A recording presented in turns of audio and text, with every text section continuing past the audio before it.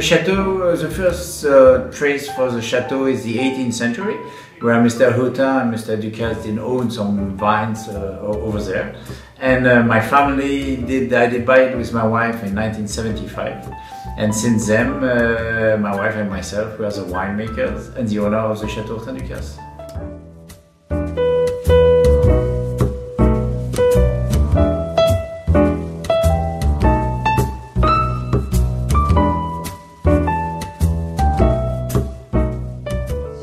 Yes, in fact we try to find the talent of each vintage. This means we have no recipe for the blend. We are just trying to find out how we can express what the nature gave us in that vintage. So we do it, let's say, blind. We have 13 to 15 samples, just trying to find out what fits together and how we can have the best expression of the nature in that vintage on our terroir.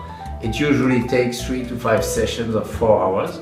And only at the end that we know what the blend is and how many bottles we did produce.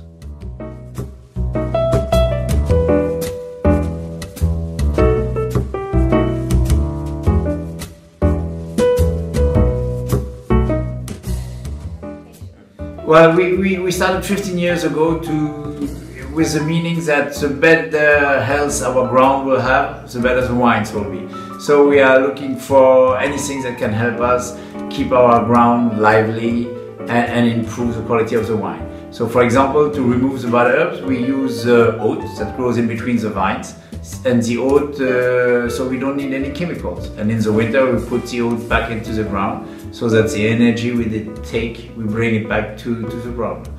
We are not looking for a certification because that's not the purpose. Of course, if one day we are sure that with all our natural method we can deal with any disease, we will, as everybody, ask for one. But the goal, once more, is do a better wine, not having a certification.